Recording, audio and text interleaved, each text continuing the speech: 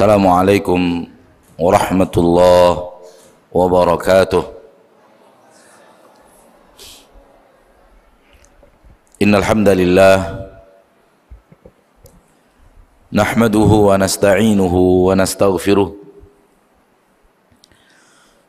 na'udzu billahi min shururi anfusina wa min sayyiati a'malina. Man yahdihillahu فلا مضل له ومن يضلل فلا هادي له أشهد أن لا إله إلا الله وحده لا شريك له وأشهد أن محمدا عبده ورسوله صلى الله عليه وعلى آله وأصحابه ومن تبعهم بإحسان إلى يوم الدين وسلم تسليما كثيرا. يا أيها الذين آمنوا اتقوا الله حق تقاته ولا تموتن إلا وأنتم مسلمون. يا أيها الناس اتقوا ربكم الذي خلقكم من نفس واحدة وخلق منها زوجها وبث منهما رجالا كثيرا ونساء واتقوا الله الذي تساءلون به والأرحام إن الله كان عليكم رقيبا. يا أيها الذين آمنوا اتقوا الله وقولوا قولا سديدا يصلح لكم أعمالكم ويغفر لكم ذنوبكم ومن يطع الله ورسوله فقد فاز فوزا عظيما. أما بعد فإن أصدق الحديث كتاب الله وخير الهدي هدي محمد صلى الله عليه وسلم شر الأمور محدثاتها فإن كل محدثة بدعة وكل بدعة ضلالة وكل ضلالة في النار. معاشر المسلمين Ma'asyiral muslimat al-hadirin wal hadirat al-musyahidin wal musyahidat, para pemirsa dimanapun sekarang Anda berada, rahimani wa rahimakumullah. Pertama-tama sekali saya mengajak diri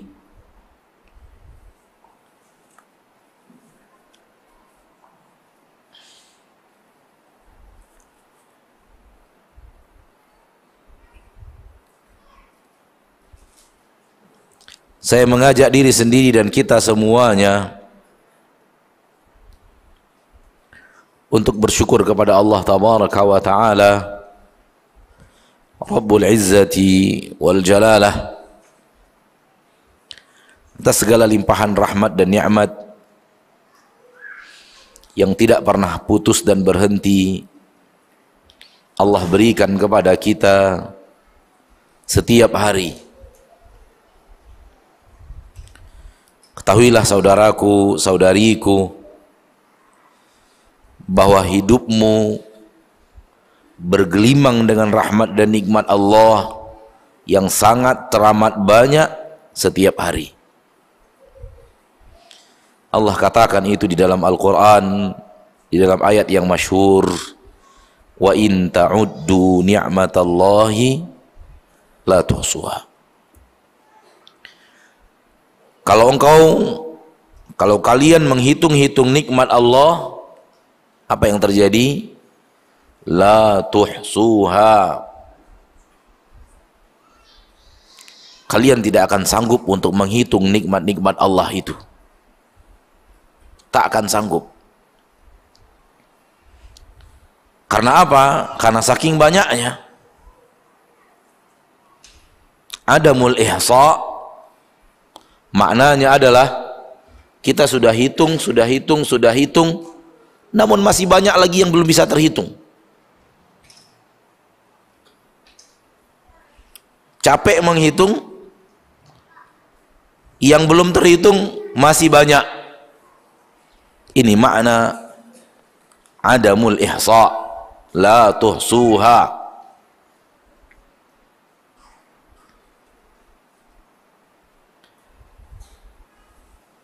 Padahal yang kita hitung sudah banyak ini. Yang belum terhitung juga masih banyak. Sehingga kita tidak sanggup untuk menghitungnya. Saking banyaknya nikmat yang Allah berikan kepada kita. Wa huwa kama qala, dan apa yang terjadi itu persis seperti yang Allah katakan. Bahwa rahmat dan nikmat Allah sangat teramat banyak, saking banyaknya tak sanggup kita menghitungnya. Seperti itulah yang terjadi. Namun tak seperti itu yang kita rasakan.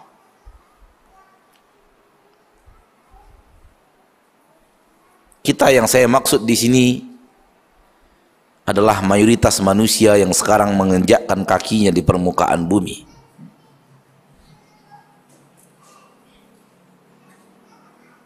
Harusnya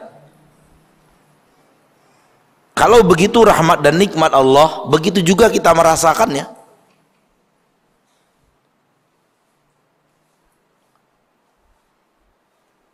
Minimal mendekati ke arah itu. Namun yang aneh bin ajaib terjadi, begitu banyaknya nikmat Allah, kok manusia merasa nikmat Allah itu sedikit. Dia merasakan tidak banyak, dia merasakan sedikit. Terjadilah sebuah perbedaan tentang satu perkara. Terjadi perbedaan pada satu perkara itu. Berbeda antara apa yang Allah nyatakan dengan apa yang kita rasakan. Allah nyatakan saking banyaknya tak terhitung. Kita rasakan biasa-biasa aja. Nggak ada yang banyak itu. Justru yang ada sedikit. Di sini terjadi perbedaan antara apa yang Allah nyatakan dengan apa yang kita rasakan. Betul tidak? Siapa yang benar, siapa yang salah? Hah? Siapa yang benar di sini dan siapa yang salah? Apakah yang benar adalah kita, sehingga yang salah adalah ayat Allah? Atau yang benar adalah ayat Allah, yang salah adalah kita? Mana satu? Yang salah adalah kita, yang benar adalah ayat Allah. Karena mustahil kita katakan kita yang benar, saya yang merasakannya. Saya merasakan sedikit. Berarti saya yang benar. Berarti Allah yang salah. Apakah mungkin Allah salah? Mustahil. Apakah mungkin kita salah? Sangat mungkin. Kalau Allah mustahil salah, sudah barang pasti kita yang salah.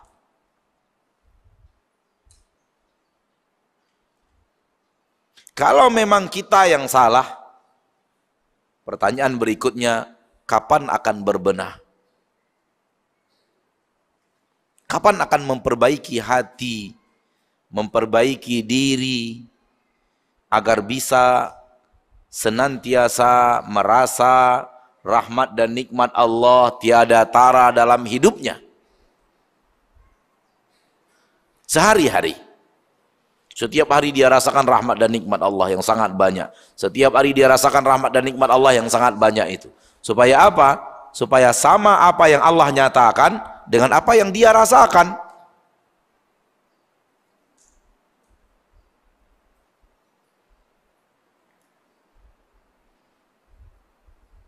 Kalau sudah setara atau minimal mendekati, maka kita sudah menjadi hamba yang pandai melihat rahmat dan nikmat Allah. Rata-rata manusia sekarang tidak pandai melihat rahmat dan nikmat Allah. Dia hanya pandai mengadu kepada Allah keluhan hidupnya. Dia hanya pandai meminta kepada Allah keinginan-keinginannya.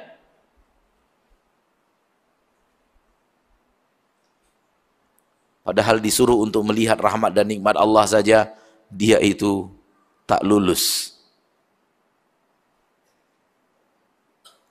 Itulah kebanyakan manusia di permukaan bumi ini. Na'udzubillahi min dzalik. Salat dan salam kepada Nabi kita tercinta, Rasul kita yang mulia, Nabi Muhammad bin Abdullah sallallahu alaihi wasallam,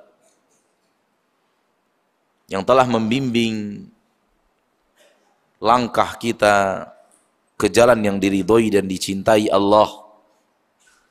Bukan hanya sekedar diridhoi dan dicintai Allah, telah membimbingnya ke jalan yang paling diridhoi dan paling dicintai Allah subhanahu wa ta'ala. Agama Islam ini membimbing kita tidak hanya ke jalan yang benar, tapi ke jalan yang terbenar. Tidak hanya kepada jalan yang lurus, tapi yang terlurus. Bukan hanya kepada yang baik, tetapi yang terbaik. Beda. Beda nggak antara yang baik dan terbaik? Beda nggak antara yang lurus dan terlurus? Beda. Agama Allah ini mengajarkan kita yang terbaik.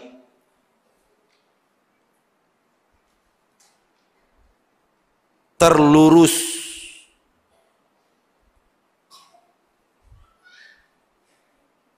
Wa qul li'ibadi yaqulu allati hiya ahsan. Katakan kepada hamba-hambaku, wahai Nabi, wahai Rasul, suruh mereka berbicara dengan kata-kata yang terbaik. Ahsan, isim tafdil dari Hasan. Hasan artinya baik, namun Allah menyuruh bukan Hasan. Yang Allah suruh apa? Ahsan, terbaik. Inna hadzal Qur'ana yahdi lillati hiya aqwam. Lihat isim tafdil lagi. Sesungguhnya Al-Quran ini memberikan petunjuk ke jalan yang terlurus, terbenar. Bukan yang benar saja, namun terbenar. Di atas benar.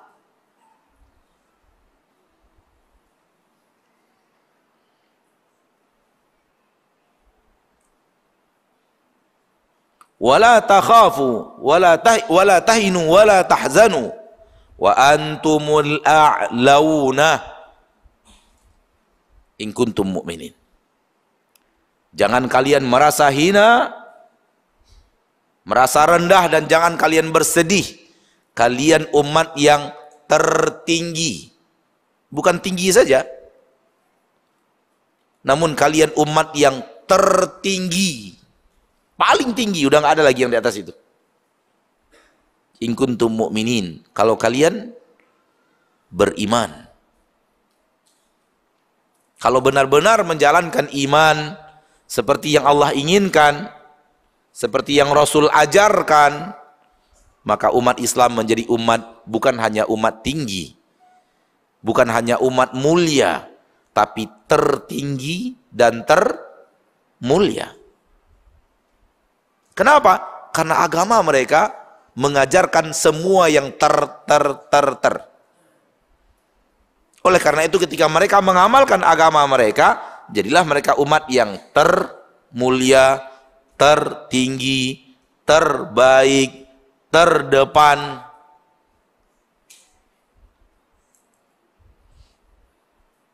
Ustaz, sekarang umat Islam tidak seperti itu. Iya, tidak seperti itu. Kenapa? Mereka tidak mengamalkan yang yang ada dalam agama Islam. Oleh karena itu mereka juga tidak menjadi yang terbaik.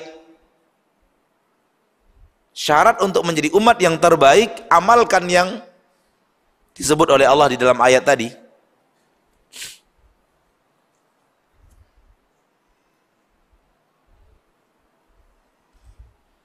Maka barang siapa yang mengamalkan agama Allah, sebenar-benar mengamalkan, maka jadilah dia yang terbaik.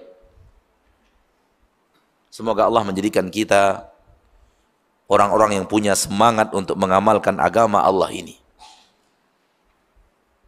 Karena semangat mengamalkan agama Allah ini di zaman kita sekarang sungguh begitu lemah. Semangat untuk mengamalkan agama Allah dalam kehidupan sehari-hari di zaman yang kita hidup di zaman ini, yang kita hidup di dalamnya sekarang ini, sudah sangat lemah.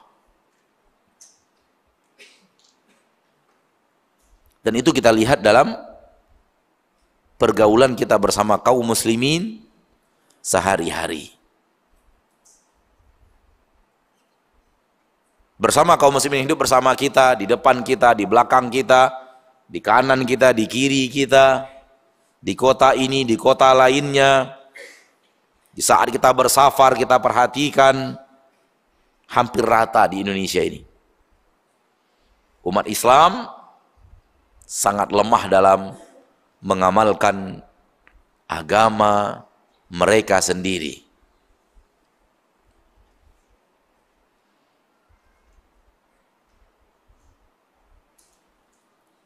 Oleh karena itu, Islam juga menjadi lemah. Kenapa? Tidak diamalkan. Umat Islam menjadi lemah karena tidak diamalkan. Allah suruh A, umat Islam lakukan B. Allah suruh C, umat Islam lakukan D. Allah suruh L, umat Islam lakukan X. Faham yang saya maksud? Allah suruh tutup aurat, tidak mau tutup aurat. Allah suruh jujur, ternyata berdusta. Allah suruh amanah, ternyata khianat. Allah suruh ghaddul basar, ternyata itlaqul basar, melepaskan pandangan kemana suka. Allah suruh jangan ghibah, ternyata ghibah. Allah suruh jangan cintai dunia berlebihan, ternyata mencintai dunia berlebihan. Allah katakan cintai Allah dan Rasulnya lebih dari yang lainnya, ternyata ia cintai selain Allah dan Rasulnya lebih daripada cintanya kepada Allah dan Rasulnya. Kayak begini hidup umat Islam sekarang. Bagaimana Islam di negeri kita akan maju? Maju dari mana? Akhirnya apa yang terjadi? Tinggallah nama saja. Umat Islam di Indonesia terbesar di dunia. Jumlah pemeluk agama Islam di sebuah negara terbesar di dunia ada di Indonesia. Masih. Nama itu masih. Tetapi kalau kita bicara kualitas daripada nama itu, tahulah kita apa yang sebenarnya terjadi. Ma'asyiral muslimin Ma'asyiral muslimat rahimani wa rahimakumullah. Judul kita di sore hari yang berbahagia ini, jadilah pejuang. Dan pejuang sebagaimana sesuai dengan namanya membutuhkan semangat tingkat tinggi, kerja keras tingkat tinggi, kesabaran tingkat tinggi,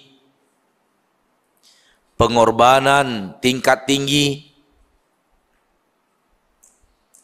boleh jadi kesedihan tingkat tinggi.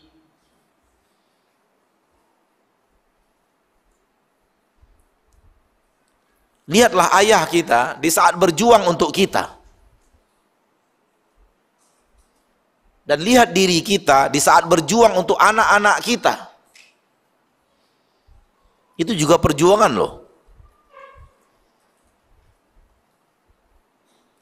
Lihat bagaimana seorang ayah harus keluar dari rumahnya di pagi hari dalam usahanya mencari rezeki. Kadang berhadapan dengan maut. Semisal bekerja di aliran listrik tingkat tinggi, atau bekerja di hutan belantara banyak hewan-hewan buasnya, atau bekerja mengendarai kendaraan yang harus melewati tikungan-tikungan berbahaya setiap harinya.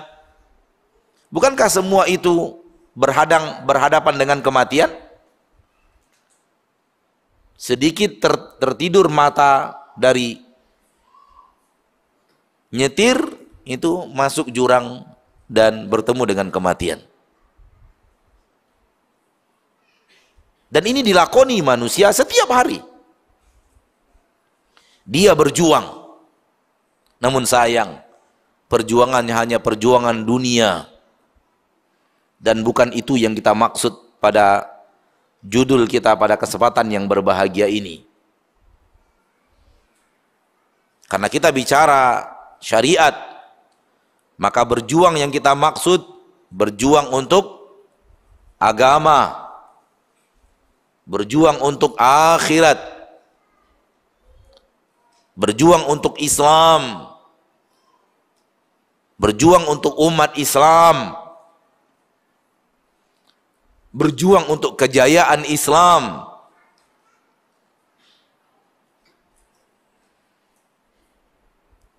Manakala kita bandingkan semangat juang kita untuk nafkah di keluarga kita,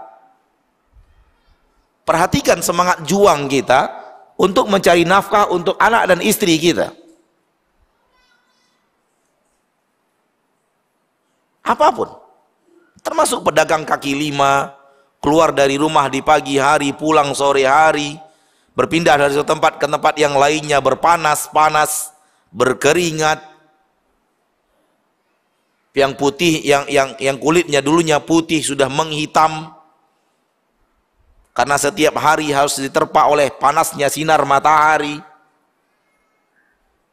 Apalagi bekerja di bangunan sebagai kuli.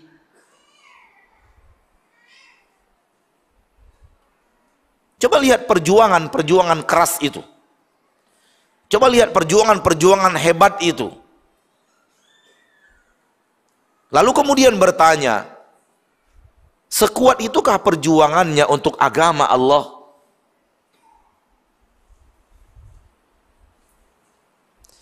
Sehebat itukah perjuangan kita untuk syariat yang mulia?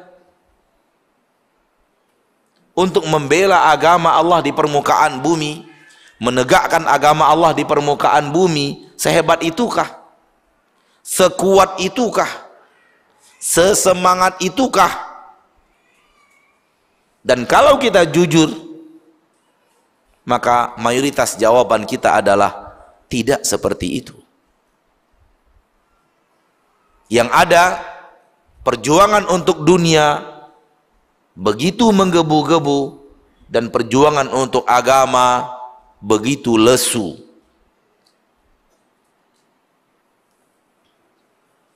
Ya atau tidak? Hah? Atau saya salah lihat? Ustaz, antum salah lihat tuh Ustaz. Terbalik Ustaz. Justru kami lihat pejuang-pejuang untuk agama Allah semangat-semangat. Kalau untuk dunia malah mereka lesu-lesu gitu. Hah? Enggak ya? Antum, pandangan antum sama nggak sama ana? Sama nggak? Sama? Ana nanya. Sama nggak? Nah gitu dong, semangat sedikit. Pengajian aja lesu antum. Belum disuruh berjuang, masih disuruh ditanya aja lesu jawabannya. Sama tidak dengan pandangan antum? Alhamdulillah. Berarti anak nggak salah. Itulah yang terjadi sekarang ini. Giliran berjuang untuk dunia, oh masya Allah, berkelahi pun mau dia. Bawa pisau pun mau dia, berdarah-darah mau dia. Tapi berjuang untuk agama sehebat ini kah? Kalau tidak sehebat ini, berapa? Setengahnya kah? Kalau tidak sampai setengah, berapa? Seperempatnya kah? Seperlimanya kah? Seperdelapannya kah? Sepersepuluhnya kah? Atau 1/100?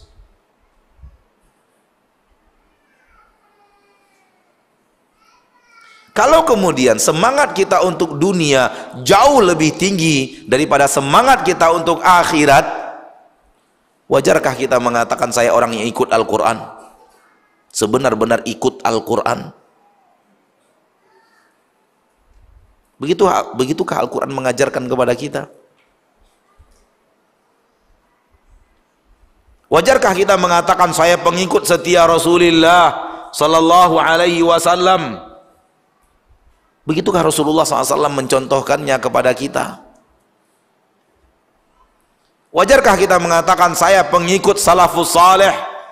Begitukah salafus saleh mencontohkannya untuk kita?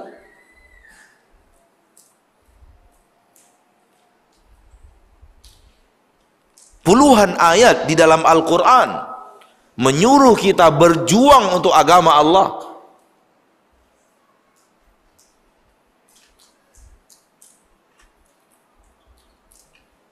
Puluhan ayat di dalam Al-Quran menyuruh kita untuk berjuang untuk agama Allah subhanahu wa ta'ala.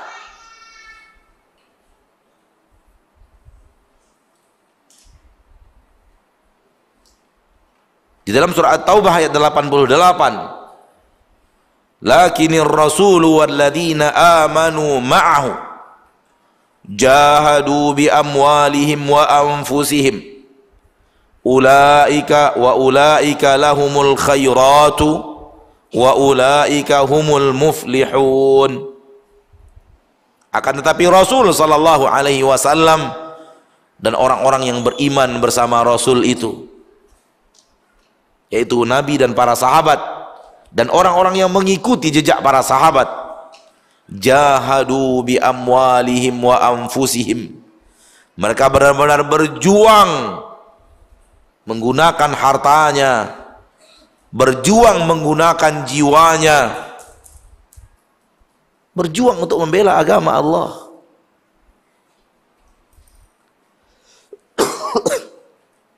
Wa ulaika lahumul khairat, dan merekalah orang-orang yang untuk mereka kebaikan-kebaikan yang sangat banyak, dan merekalah orang-orang yang pasti akan beruntung.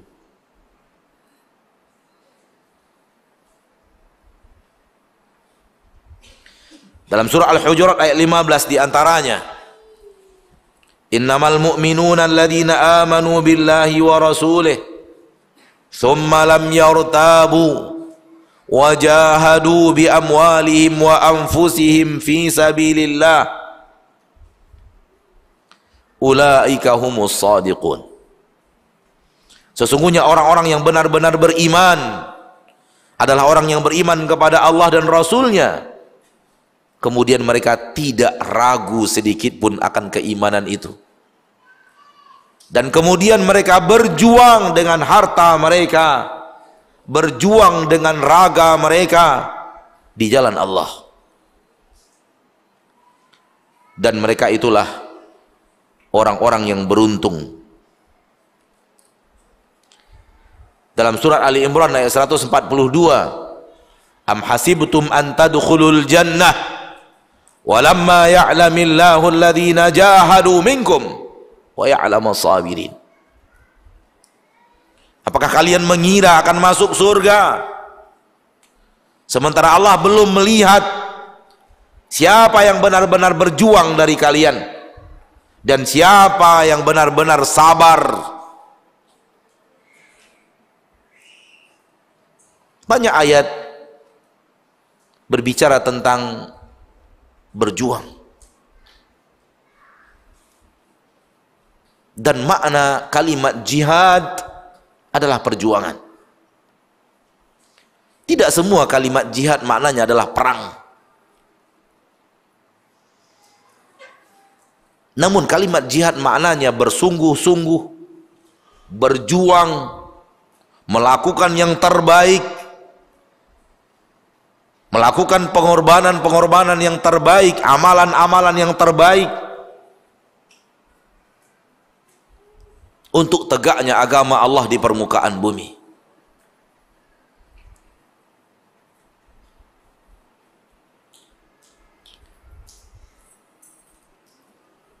Di dalam Al-Quran ayat surat Muhammad ayat yang ke-7, Allah tabaraka wa ta'ala berfirman, ya ayyuhalladzina amanu in tansurullaha yansurkum wa yuthabbit aqdamakum.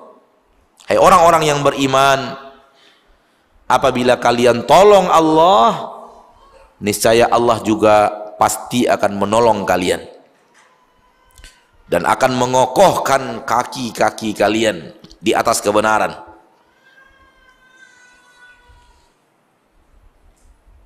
Ayat ini perintah untuk menolong Allah.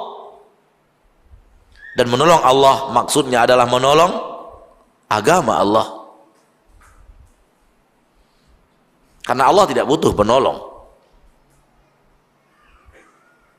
Sebagaimana yang kita ketahui dari sifat Allah, Al-Hayyu Al-Qayyumu. Allah itu maha hidup dan Allah itu melakukan segala-galanya seorang diri. Tak perlu bantuan siapapun. Ada yang bertanya kepada kita, Ustadz, kalau Allah melakukan segala-galanya seorang diri, kenapa ada para malaikat yang menjalankan tugas?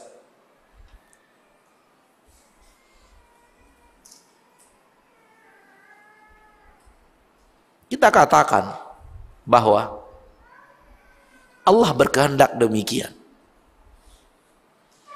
Allah ciptakan malaikat, Allah berikan perintah malaikat, Allah berikan kekuatan kepada malaikat, Allah berikan izin kepada malaikat untuk mengerjakannya, dan Allah mengaturkan untuk terjadinya apa yang dikerjakan malaikat itu. Dan bukan berarti Allah butuh malaikat, tidak. Hal ini tidak bertabrakan. Tanpa malaikat Allah bisa melakukannya. Namun Allah berkehendak memberikan tugas kepada malaikat, menciptakan malaikat, memberikan tugas kepada malaikat, memberikan kekuatan kepada malaikat, memberikan izin kepada malaikat. Tanpa izin malaikat itu tidak bergerak. Karena hikmah yang sangat besar, yang sangat banyak yang Allah inginkan. Dan bukan berarti itu menunjukkan bahwa Allah tidak mampu mengerjakan seorang diri. Allah sudah katakan Allah bisa melakukannya seorang diri. Namun Allah juga Raja. Di samping punya sifat maha bisa melakukan seorang diri, Allah juga Raja. Dan sifat Raja itu adalah memerintahkan dan melarang. Ketika ia memerintahkan dan melarang, harus ada yang diperintahkan dan harus ada yang dilarang. Betul tidak? Kalau Allah raja, kemudian tak ada malaikat yang disuruh, di mana letak rajanya?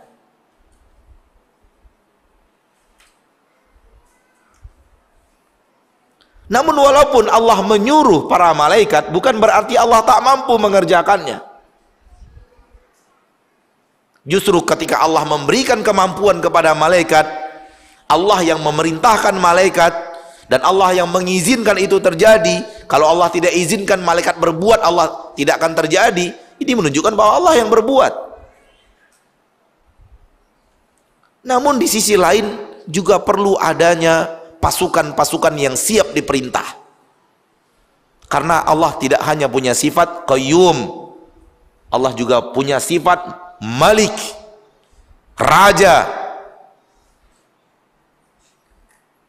Dan raja menunjukkan adanya pasukan-pasukan yang diperintah dan akan bekerja sesuai perintah dan tidak akan lari dari perintah.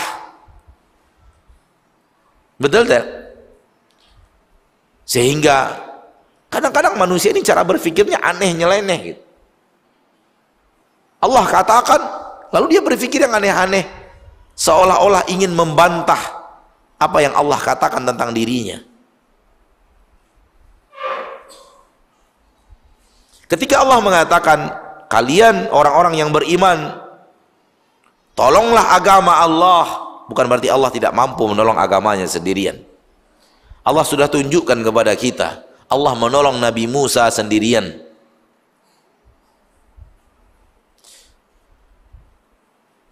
Betul tidak? Nabi Musa sudah kehabisan akal. Dalam bahasa kita, seluruh kemungkinan manusiawi sudah habis.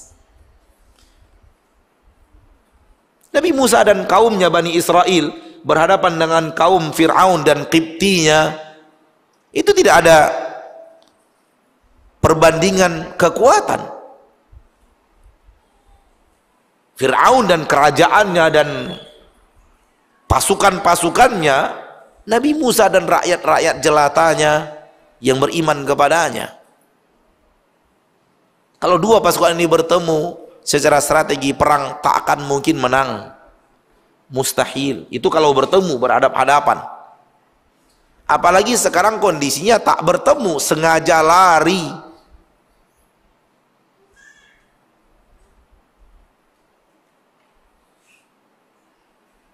Suruh keluar dari kampungnya malam hari, melarikan diri daripada Fir'aun dan kekejamannya, Fir'aun dan kerajaannya. Kondisinya sedang lari dari kerajaan Fir'aun dan genggaman kekuasaan Fir'aun. Ketika pagi hari Fir'aun tahu, dikerahkan pasukan untuk mengejar. Karena lebih dahulu berangkat, tentu lebih dahulu sampai di pinggiran Laut Merah. Namun karena laut berhenti sampai di situ, lambat laun Fir'aun dan pasukannya terlihat dari belakang. Inilah yang kita katakan, segala aspek manusiawi habis sampai di sini. Segala kemungkinan manusia sudah berhabis sampai di sini. Ilmu manusia sudah habis sampai sini. Mau gimana lagi sudah? Di depan laut, kita nggak punya kapal. Di belakang Fir'aun dan pasukannya sudah terlihat. Mau lari kemana? Pasukan Fir'aun dan pasukannya pakai kendaraan. Nabi Musa dan kaumnya berjalan kaki. Habis hilah insaniyah, segala upaya, segala kemampuan manusia habis sampai di situ. Tayyib, menangkah Nabi Musa berhadapan dengan Fir'aun? Jawabannya menang. Siapa yang berbuat? Allah. Qala ashabu Musa inna lamudrakun. Berkata sahabat-sahabat Musa. Siapa sahabat-sahabat Musa ini? Sama dengan sahabat-sahabat Rasulullah. Kalimat sahabat sama dengan kalimat sahabat-sahabat Rasulullah. Siapa sahabat-sahabat Rasulullah? Ada Abu Bakar, ada Umar, ada Uthman, ada Ali bin Abi Thalib. Itu kan sahabat-sahabat Rasul. Ada Khalid ibn Walid, ada Zubair bin Awam, Talha bin Ubaidillah, singa-singa sunnah. Ashabu Musa berarti sahabat-sahabat Musa, artinya apa? Murid-murid terbaik Nabi Musa. Qala ashabu Musa, berkata sahabat-sahabat Musa, murid-murid terbaik Musa alaihi salam, inna lamudrakun, kita pasti didapatkan oleh Firaun. Kita pasti ke Uber. Dapat kita ini, nggak bisa lari kemana-mana. Mau lari kemana lagi sudah? Di depan laut, tak ada alat, tak ada sampan, tak ada apa untuk menghindar. Namun Nabi Musa adalah Nabi yang bisa melihat dengan pandangan yang tidak sama dengan pandangan mata manusia biasa, yang punya ilmu tentang Allah yang tak sama dengan ilmu manusia biasa. Kata Nabi Musa, kallah, enggak dapat kita. Kata sahabat-sahabat Musa, kita ke Uber. Kata Nabi Musa, enggak.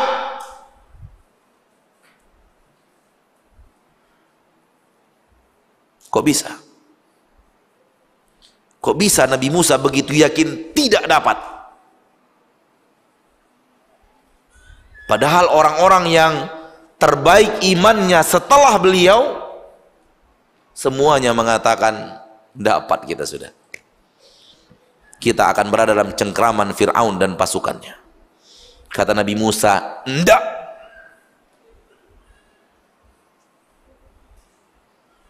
Kenapa? Karena Nabi Musa melihat dengan ilmu yang tak sama dengan ilmu mayoritas manusia. Nabi Musa memandang dengan pandangan yang tak sama dengan pandangan mayoritas orang.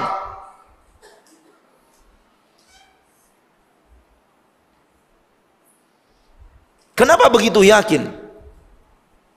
Karena yang nyuruh pergi itu Allah. Yang nyuruh pergi siapa? Allah. Yang nyuruh tinggalkan Fir'aun dan pasukannya, tinggalkan Fir'aun dan istananya, tinggalkan Fir'aun dan wilayah kekuasaannya, Allah yang suruh. Kalau Allah yang suruh, Allah kasih jalan.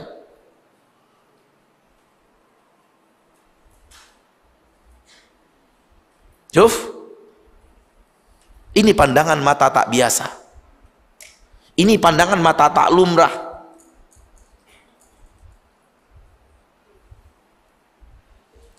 Allah kalau kasih perintah, mustahil Allah tidak berikan solusi.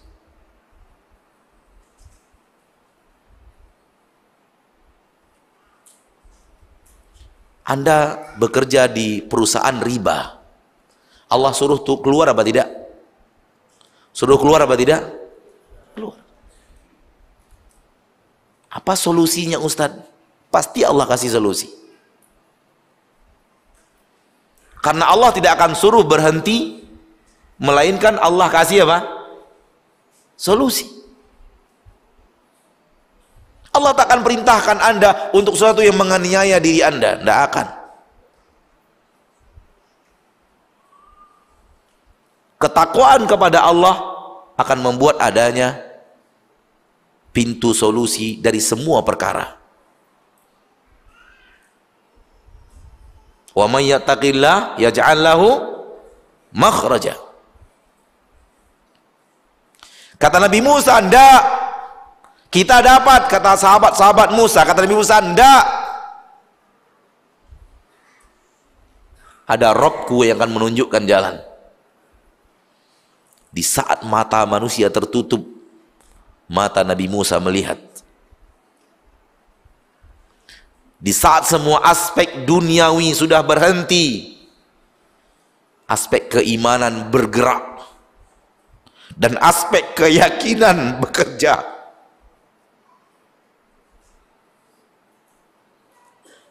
Karena mereka memandang dengan cahaya ilahi, bukan pandangan mata manusia mayoritas.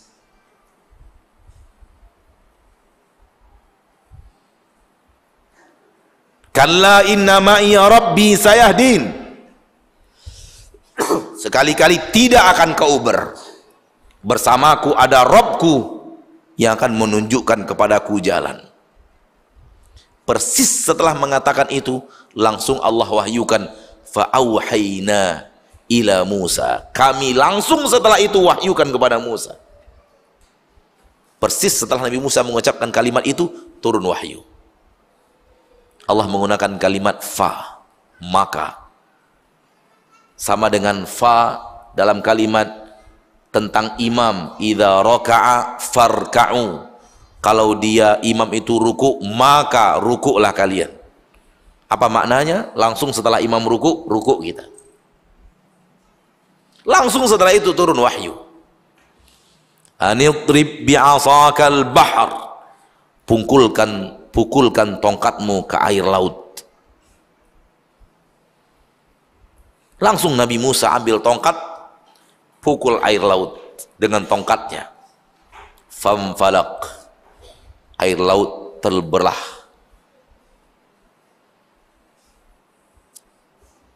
Tercipta jalan. Diciptakan Allah jalan. Terbelah air laut sehingga di sebelah kanan air laut yang menggunung, sebelah kiri air laut yang menggunung. Siapa yang bisa membuat air bagaikan batu kalau bukan pencipta air itu? Belum ada rumus yang bisa membelah air, membelah air. Namun rumus itu ada. Namun manusia belum menemukannya. Kenapa rumus itu ada? Pernah ada.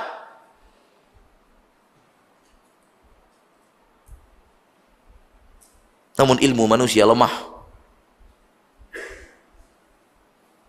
Allah menciptakan sesuatu pakai rumus.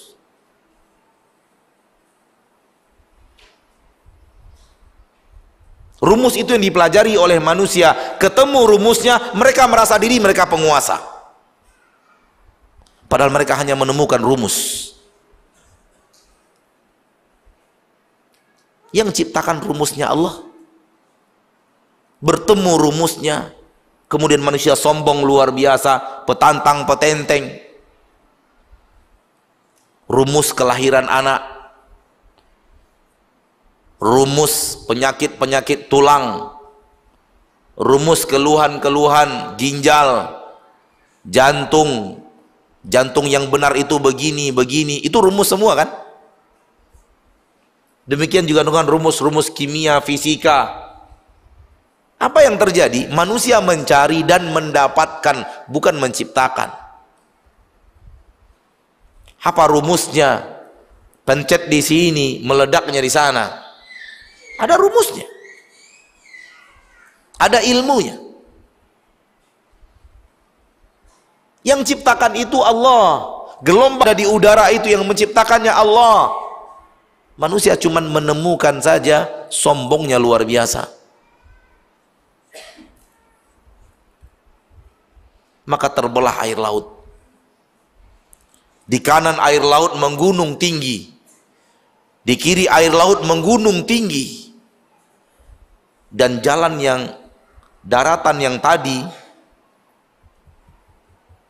di basah air laut yang akan dilalui oleh Nabi Musa dan kaumnya kering.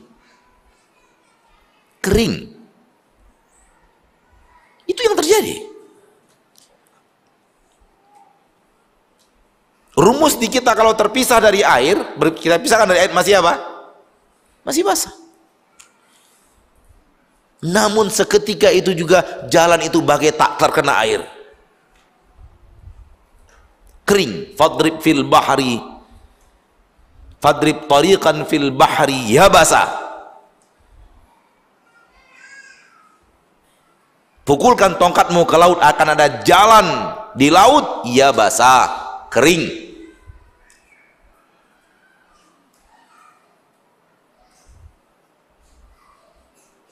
Sehingga Nabi Musa dan kaumnya melewati jalan itu sampai mereka ke seberang. Fir'aun pun mengejar, baru di tengah air pun menutup kembali. Siapa yang menolong agama ketika itu? Allah sendirian.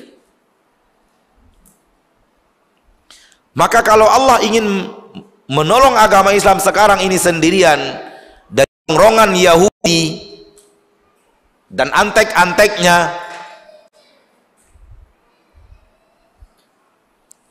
dari ronrongan Syiah dan antek-anteknya, Allah bisa. Takkan ada yang bisa menghalangi Allah.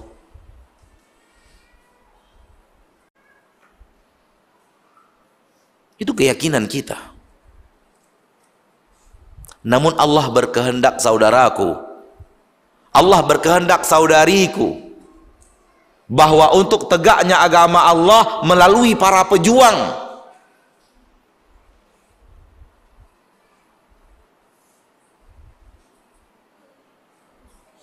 Allah sudah berkehendak untuk agama Nabi Muhammad sallallahu alaihi wasallam, tegaknya agama itu, jayanya agama itu tak seperti Nabi Musa dan kaumnya yang langsung Allah memenangkan.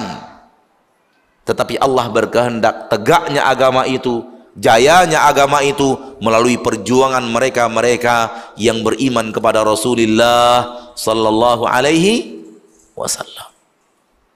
Harus ada ribuan yang mati membela agama Allah. Harus ada berapa banyak orang yang luka membela agama Allah. Berapa banyak tangan yang putus membela agama Allah. Berapa banyak kaki yang pincang karena membela agama Allah. Berapa banyak darah yang tercurah untuk membela agama Allah. Berapa banyak harta yang dikeluarkan dalam niat infak dan sedekah di jalan Allah untuk membela agama Allah subhanahu wa ta'ala. Ini yang Allah inginkan dan Allah subhanahu wa ta'ala sunnahkan untuk umat Nabi Muhammad sallallahu alaihi wasallam. Sehingga lihat jayanya Islam untuk Nabi Muhammad sallallahu alaihi wasallam, bagaimana Allah membuatnya melalui perjuangan kaum muslimin, melalui perjuangan para sahabat yang tanpa kenal lelah, melalui perjuangan pejuang-pejuang hebat dan handal yang selalu mengitari Rasul kita tercinta Muhammad sallallahu alaihi wasallam.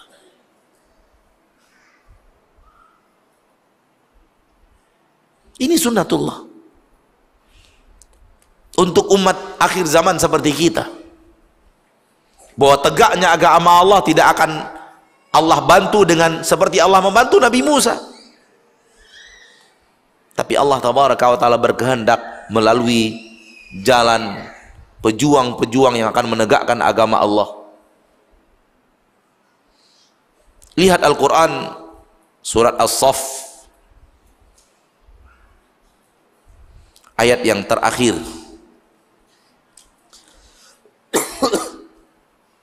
Ya ayyuhalladzina amanu kunu ansarallahi. Hai orang-orang yang beriman, jadilah kalian penolong-penolong Allah. Kembali, penolong Allah di sini maknanya apa? Penolong agama Allah. Jadilah kalian penolong berdirinya agama Allah, penolong tegaknya agama Allah.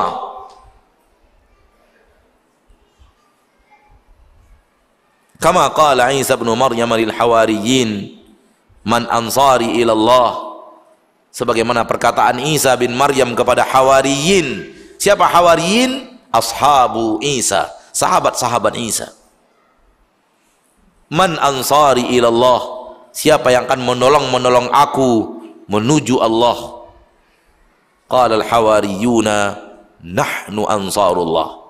Berkata hawariyun, ashabu Isa alaihi salam, kami yang akan menjadi penolong-penolong Allah. Kami akan menjadi pejuang-pejuang tegaknya agama Allah.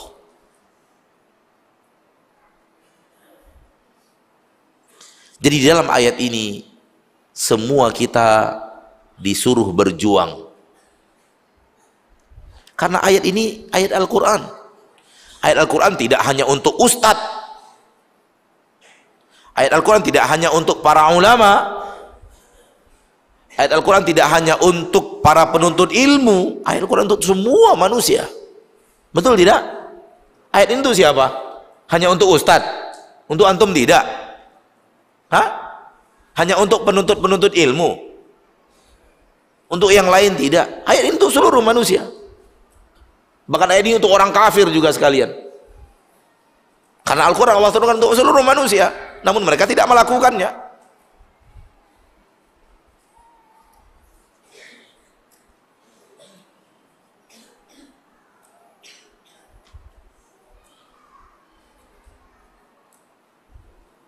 Kalau itu perintah Allah, disuruh kita untuk menjadi penolong-penolong agama Allah, disuruh kita untuk berjuang menegakkan agama Allah dan menolong agama Allah untuk berdiri. Pertanyaannya adalah, sudahkah kita memposisikan diri kita seperti itu? Sudahkah kita mengamalkan ayat ini? Sudahkah kita mengabulkan permintaan Allah kepada kita?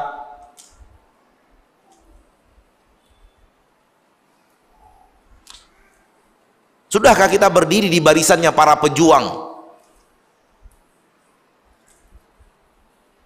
Atau kita hanya berdiri di barisan para penonton? Menonton orang berjuang. Kalau hanya sekadar menonton dan diam, itu sudah hal yang rendah untukmu wahai muslim. Karena engkau tidak berbaris di barisan para pejuang, padahal Allah menyuruhmu berjuang. Allah menyuruhmu untuk ikut serta menolong agama Allah. Allah menyuruhmu untuk menjadi penolong-penolong tegaknya agama Allah. Engkau tidak mau berbaris dalam barisan itu. Engkau hanya berbaris di barisan para penonton yang sedang menyaksikan para pejuang sedang berjuang. Itu bagimu sudah kehinaan. Apalagi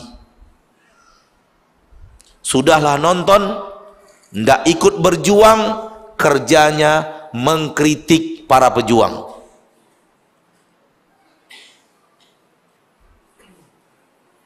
Apa itu? Kok begitu? Harusnya tak begitu. Kenapa itu yang dikerjakan? Kan seharusnya belum waktunya. Sudahlah tidak berjuang, duduk di barisan orang-orang yang duduk dan tidak bergerak. Kerjaannya mengkritik. Ada orang-orang seperti ini di zaman kita? Ada atau tidak? Mayoritas.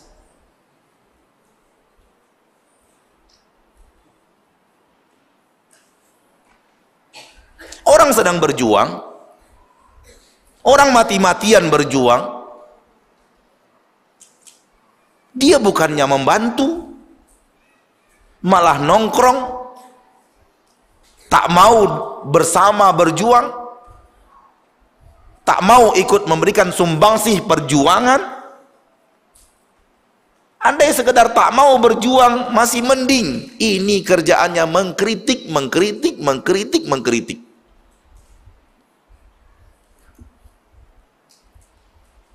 Sama dengan penonton sepak bola. Sudahlah ndak main, ndak pandai main, kerjaannya mengkritik pemain. Salah itu, harusnya begini. Salah itu, harusnya begini. Salah itu, harusnya begini. Coba turun main kalau bisa.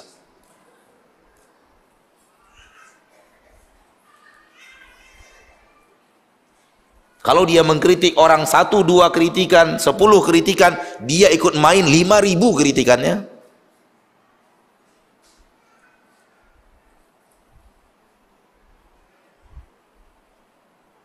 Saudaraku, kita disuruh oleh Allah berjuang. Dan perjuangan ini bukan perjuangan segelintir kecil manusia. Semua manusia diperintahkan untuk berjuang. Maka apabila kita melihat Nabi dan para sahabatnya, semua mereka pejuang. Tidak hanya Nabi yang berjuang, seluruh para sahabat pejuang. Ketika Nabi mengajak berjihad, perjalanan panjang dan jauh, harus ada kendaraan karena nggak mungkin ditempuh berjalan kaki. Maka para sahabat pun mengeluarkan hartanya untuk mempersiapkan kendaraan-kendaraan tangguhnya, lalu menyiapkan alat-alat untuk berperangnya. Harta mereka sendiri itu, bukan harta dari mana-mana. Harta mereka sendiri, kendaraan mereka sendiri, tameng mereka sendiri, pedang mereka sendiri. Sudahlah harta dikeluarkan, raga mereka persembahkan. Mereka pergi bersama Nabi sallallahu alaihi wasallam. Ternyata sebagian para sahabat tidak punya kendaraan. Faktor ekonomi. Datang kepada Nabi SAW dan minta, ya Rasulullah, kami ingin ikut berjuang, tapi kami tak punya kendaraan, kami tak punya alat untuk berperang. Maka Nabi ambil dari harta Baitul Mal. Bahasa kita sekarang APBN. Diambil dari harta negara, disiapkan kendaraan, disiapkan alat perang. Akhirnya yang tidak mampu tadi dari sisi finansial, karena tetap ingin berjuang, disiapkan untuk mereka kendaraan, disiapkan untuk mereka apa? Alat-alat perang supaya ikut berjuang. Coba lihat, tak mampu tetap datang minta disiapkan. Ini para pejuang. Begini Nabi dan para sahabatnya berjuang. Habis perbendaharaan Baitul Mal, yang datang ingin berjuang masih ada. Apa yang Nabi lakukan? Himbau kaum muslimin untuk menginfakkan hartanya untuk mereka.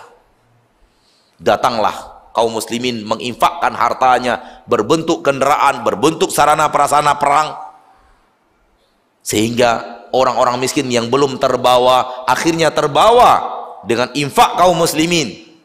Sudahlah hartanya dia keluarkan untuk dirinya, dia siapkan lagi hartanya untuk orang lain ikut berjuang.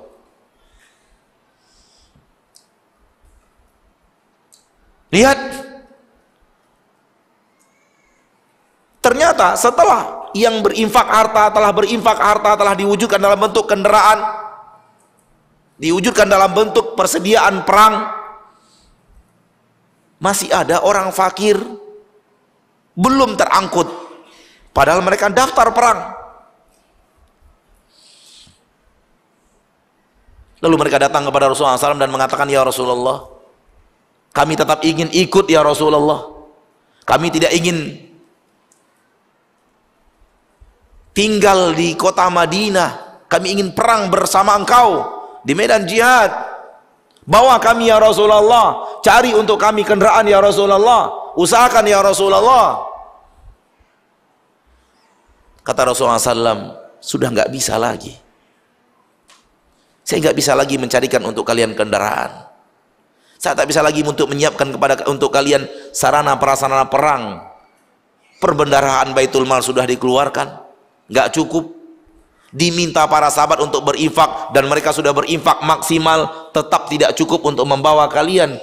Mau tidak mau kalian tinggal di Madinah, biar kami yang berangkat. Tahu apa yang terjadi? Tawallau, mereka tinggalkan Rasulullah, pulang ke rumahnya. Wa a'yunuhum tafidhu minad dama', mata mereka mengucurkan air mata yang sangat banyak. Kenapa? Karena tak ada kesempatan untuk berjuang. Menangis karena tidak bisa berjuang.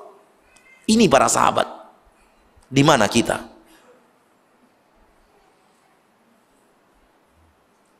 Di mana kita yang tak sedih diajak orang berjuang, tak sedih bila tidak diajak berjuang, tak pernah mendaftarkan diri untuk barisan perjuangan, padahal kita mampu,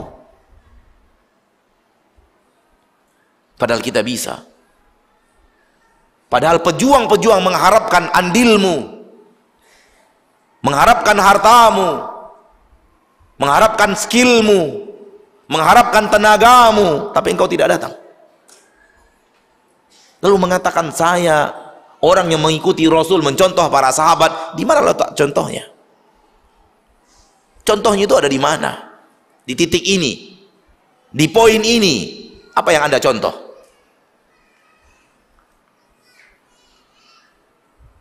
Tidak selamanya berjuang menegakkan agama Allah itu harus pakai duit.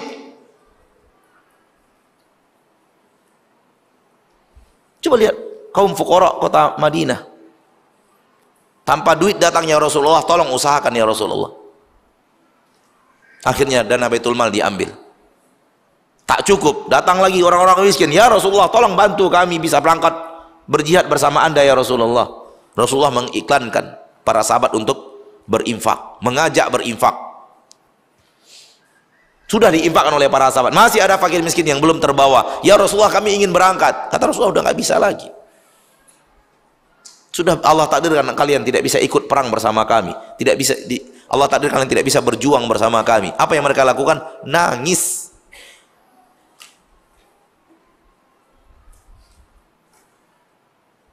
Beginilah para pejuang yang berjuang bersama Rasul kita tercinta Muhammad sallallahu alaihi wasallam, untuk kita jadikan ibrah, untuk kita jadikan teladan. Tentara-tentara Allah itu siapa? Seluruh yang Islam. Itulah tentara-tentara Allah. Sekiranya mereka mau Islam sebenar-benar Islam.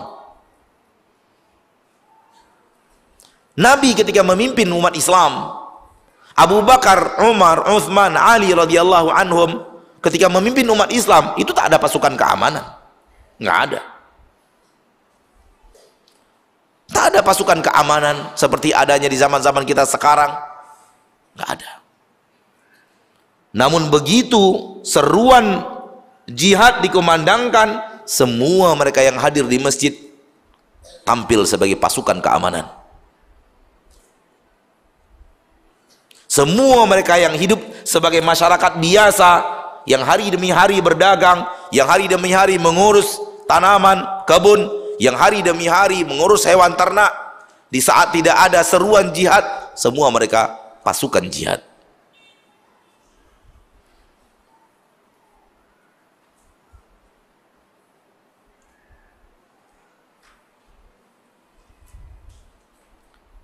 Perjuangan menegakkan agama Allah di zaman kita sekarang tak bisa pakai perang. Kenapa? Karena syarat-syaratnya belum ada. Syarat-syaratnya belum terpenuhi.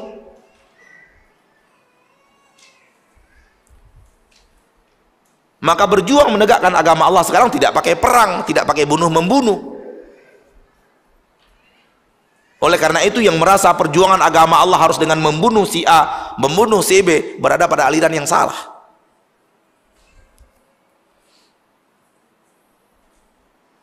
Ahli hadis kota Madinah, Syekh Abdul Muhsin Al-Abbad, ayahnya Syekh Abdul Razak Al-Badr, mengatakan di zaman kita sekarang tidak ada yang namanya jihad at-talabi. Jihad bergerak mencari musuh dan berperang melawan musuh, itu tidak ada. Paling ada hanya jihad mempertahankan diri. Diserang lalu bertahan. Adapun berangkat menyerang, itu nggak ada. Nggak ada, di dunia ini nggak ada, kata beliau. Dan kita mendengarkannya langsung dan membaca dari buku beliau.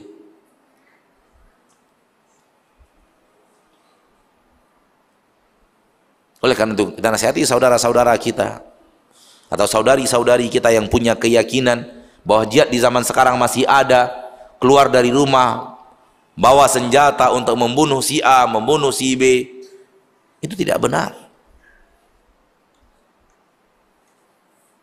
Namun kalau jihadnya mempertahankan diri, diserang lalu bertahan sampai nyawa penghabisan, sampai titik darah penghabisan, ya.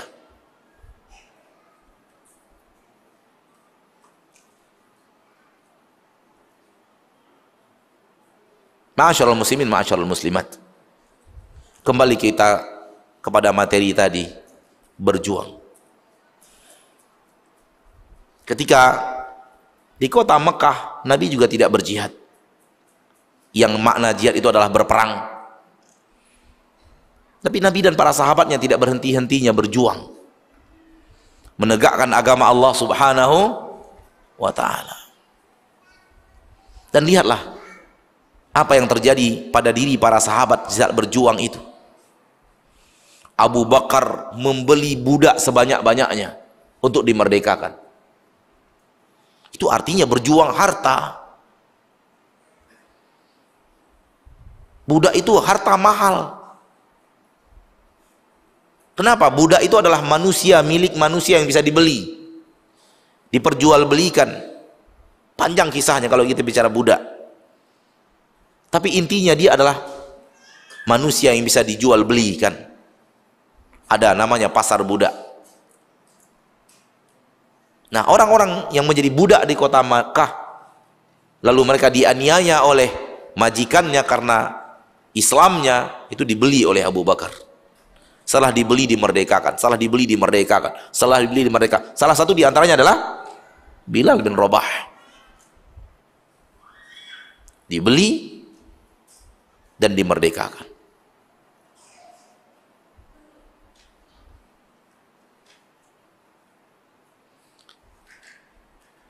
Bilal bin Rabah berjuang dengan kesabarannya,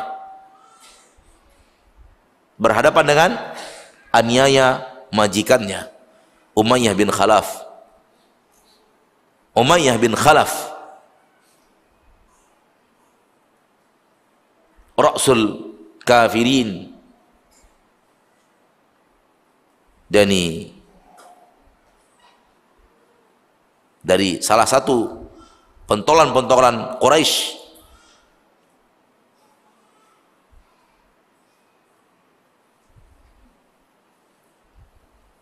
Abdullah bin Mas'ud berjuang memperdengarkan Al-Quran di samping Ka'bah, sehingga dipukul rame-rame, dikeroyok dan dipukul rame-rame sampai pingsan.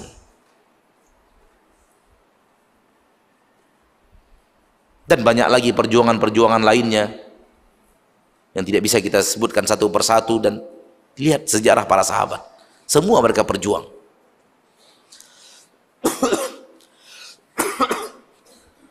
Nabi 3 hari 3 malam di Gua Thur,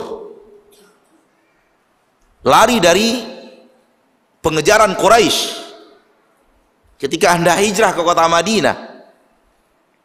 Ini kota Mekah, ini kota Madinah. Dan Nabi akan keluar dari kota Mekah menuju Madinah. Orang Quraisy tahu itu. Lalu mereka mengepung rumah Nabi di malam itu. Namun Allah keluarkan Nabi, walaupun Quraisy ada di sekeliling rumah Nabi. Nabi lewat, namun mereka tak melihat Nabi dan Abu Bakar. Ketika Nabi keluar rumah, Nabi tidak ke Madinah, Nabi ke sini. Kalau kota Madinah adalah utaranya Mekah, Nabi pergi ke selatan. Taktik menghindar dari kejaran musuh. Maka ketika mereka tidak menemukan Nabi, dan yang disuruh tidur di ranjang itu Ali bin Abi Thalib, dan itu juga butuh perjuangan hebat. Ali tahu rumah Nabi sudah dikepung, dan Ali tahu radhiyallahu taala anhu bahwa orang Quraisy bawa senjata. Ali tahu mereka ingin membunuh Nabi Muhammad sallallahu alaihi wasallam. Disuruh tidur di kasurnya Rasul, pakai selimutnya Rasul. Perjuangan apa bukan? Itu berhadapan dengan kematian loh. Menantang maut kalau bahasa kita sekarang. Dan Ali bin Abi Thalib sami'na wa ata'na. Setelah Rasul dan Abu Bakar keluar, dia yang tidur di ranjangnya Rasul, berselimutkan selimutnya Rasul sallallahu alaihi wasallam. Lihat perjuangan hebat mereka. Wajar kalau mereka Allah letakkan di surga.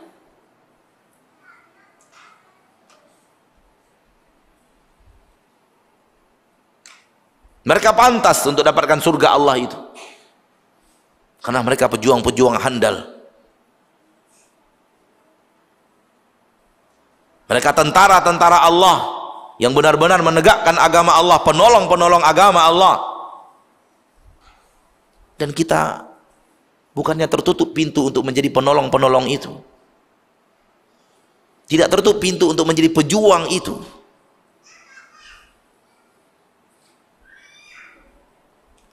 Lari ke belakang, ke arah selatan Mekah, orang Quraisy mencarinya ke arah utara, nggak ketemu. Akhirnya mereka syak, Muhammad tidak ke utara, Muhammad lari ke selatan. Akhirnya dikejar ke selatan. Sampailah mereka di depan mulut guanya tempat Rasul bersembunyi. Kisah yang kita ketahui bersama. Namun Allah gelapkan mata mereka, Allah palingkan hati mereka. 3 hari di sana Rasul dan Abu Bakar. Makannya gimana? Makannya diantar oleh anak Abu Bakar perempuan bernama Asma bintu Abi Bakar. Asma mengembalakan hewan. Ketika hari sudah gelap, naik ke atas membawa makanan. Dan kita ketika pergi mengembala itu, makanan disembunyikan di bawah perutnya yang besar, karena lagi hamil 7 bulan.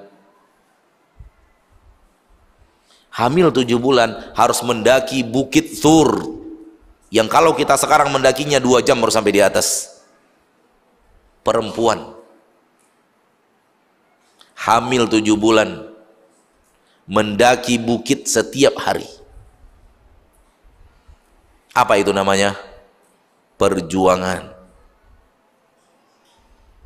Untuk diberikan kepada Rasul dan ayahnya, sembari memberikan info terbaru tentang kondisi Mekah dan orang Quraisy. Ini para pejuang. Ini dia para pejuang, ma'asyiral muslimin, ma'asyiral muslimat. Maka mari posisikan diri kita di barisan para pejuang. Bisa, bisa. Kalau nggak bisa, Allah nggak suruh. Kita punya harta, infakkan harta kita untuk perjuangan itu. Kalau yang namanya perjuangan, infaknya tentu nggak bisa ala kadar. Karena yang namanya infak ala kadar itu bukan infak perjuangan. Infak malu. Tahu infak malu? Malu lewat kotak itu depan kita nggak kita kasih. Kalau infak perjuangan nggak begitu.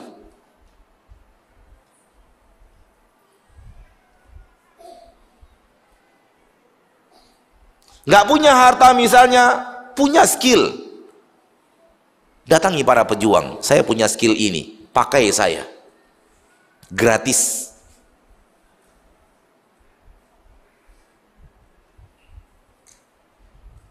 Bisa tidak? Bisa. Walau skill Anda hanya nyapu masjid, pakai saya untuk nyapu masjid gratis. Itu pejuang.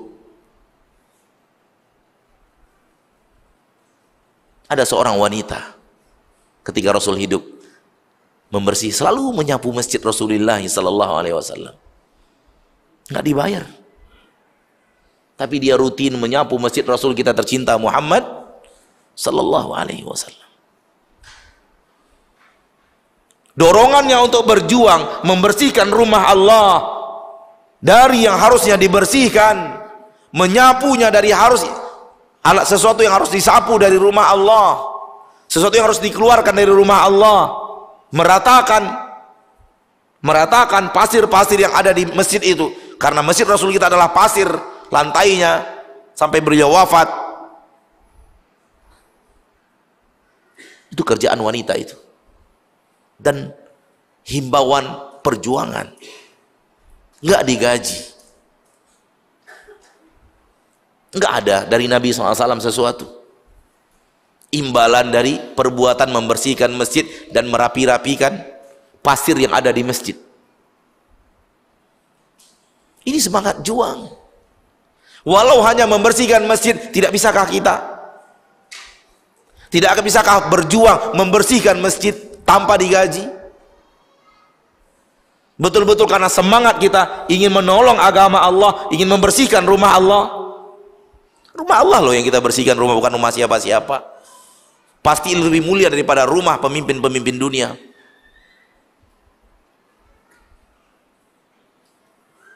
Allah takdirkan wanita itu wafat di malam hari. Siapa dia? Pejuang pembersih rumah Allah.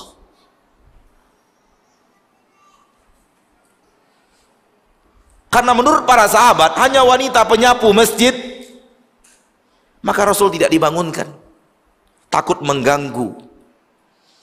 Mereka laksanakan fardu kifayahnya, mereka mandikan, mereka sholatkan, mereka makamkan tanpa diberitahu kepada Rasulullah sallallahu alaihi wasallam.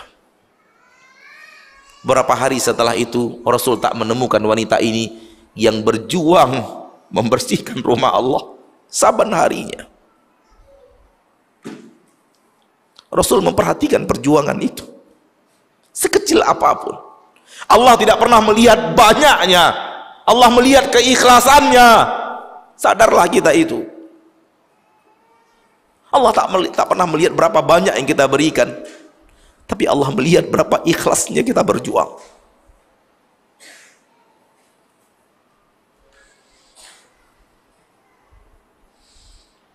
Beberapa hari Rasul tidak lagi melihat wanita itu dan bertanya, mana wanita yang biasa menyapu rumah Allah, menyapu masjid? Ya Rasulullah wafat di malam hari, dan kami tidak ingin mengganggu engkau, kami selenggarakan. Kata Rasul, tunjukkan kepada aku di mana kuburannya. Ini kuburan pejuang, harus dihargai.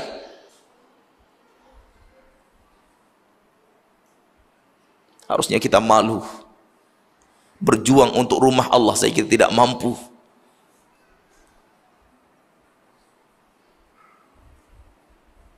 Maka para sahabat tunjukkan kepada Rasul mana kuburan wanita itu, dan Rasul melakukan sholat terhadap wanita itu, dan wanita itu terbujur di lahatnya, dan para sahabat yang ikut bersama Rasul ikut kembali menjadi makmum.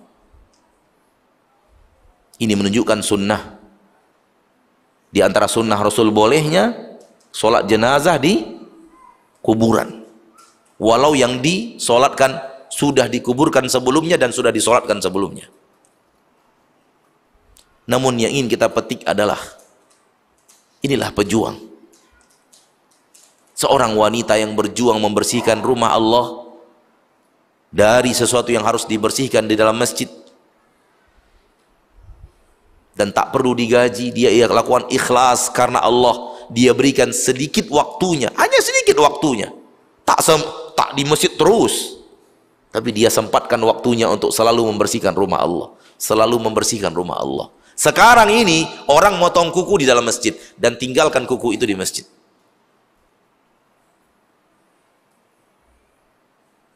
Masih luas bumi Allah yang lain tempat memotong kuku, kenapa masjid jadi pilihan?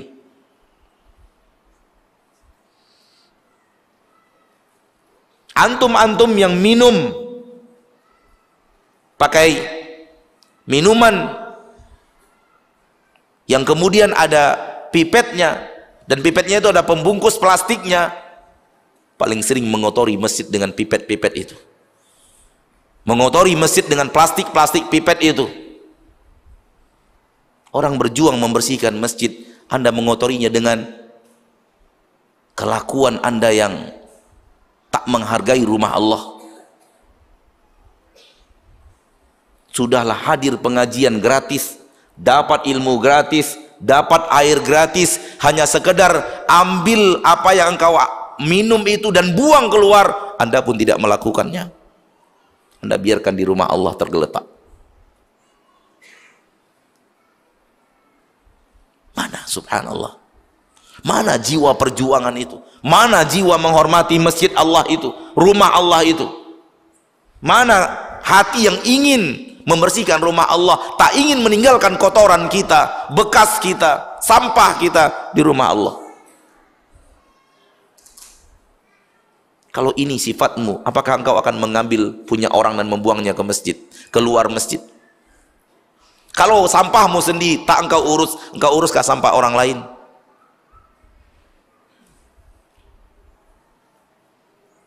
Inilah sifat kita sekarang ini. Semangat juang kita lemah, semangat kita membersihkan, semangat kita berbuat untuk agama Allah lemah.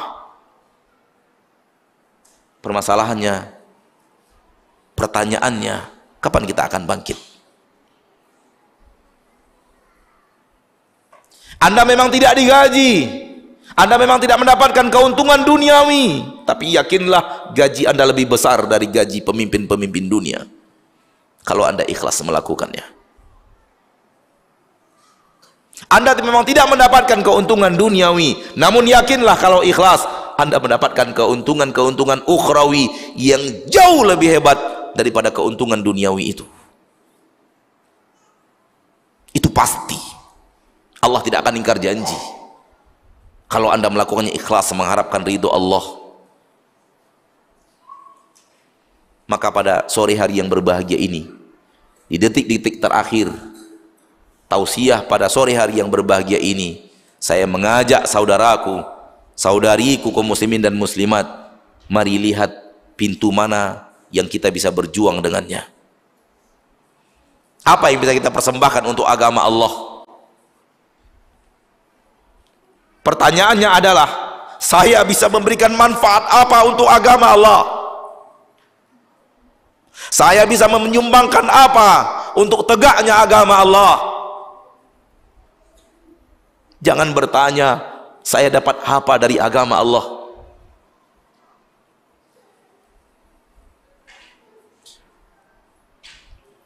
Sebagian kaum muslimin sekarang, ada orang bangun masjid, lalu dia bertanya, apa yang bisa saya kerjakan untuk saya dapat proyek di pembangunan masjid ini? Mental apa ini? Mental penggerogot, lawan dari pejuang. Sebagian orang memposisikan diri di yayasan-yayasan, tujuan utamanya, saya nanti akan dapat gaji dari yayasan itu. Sebagian orang bergerak di sekolah-sekolah Islam, tujuan utamanya, saya nanti dapat gaji di sana. Soal gaji nggak masalah, siapa sih yang akan dipekerjakan tanpa digaji? Namun kalau Anda adalah pejuang, gaji Anda harusnya tidak selayaknya gaji seperti orang-orang. Itulah gaji pejuang. Seorang orang lain kalau melakukannya gajinya 5 juta, Anda rela dengan 1.700.000, Anda rela dengan 2 juta. Ini gaji pejuang. Bukan orang 5 juta, kita juga 5 juta, lalu kita katakan saya berjuang. Berjuang apa? Semua orang juga bisa.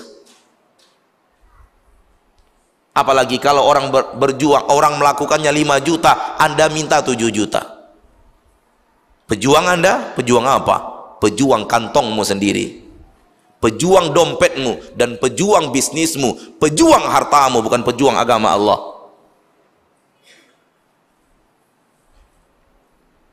Mari saudaraku, masih banyak celah untuk berbuat, masih banyak celah untuk berjuang. Kalau kita mau melihat pasti ada tempat untuk kita. Engkau akan mulia di sisi Allah kalau engkau bariskan dirimu di barisan para pejuang. Dan engkau akan hina kalau engkau malah duduk dan tak ikut berjuang. Akan lebih hina kalau Anda duduk dan menonton dan mengkritik para pejuang. Dan akan lebih hina kalau di tempat orang berjuang, di situ Anda mencari perjuangan duniamu. Wa sallallahu wasallam wa baraka wa an'ama ala abdihi wa rasulihi Muhammad. Subhanakallahumma wa bihamdik, asyhadu an la ilaha illa anta, astaghfiruka wa atubu ilaik. Assalamualaikum warahmatullahi wabarakatuh.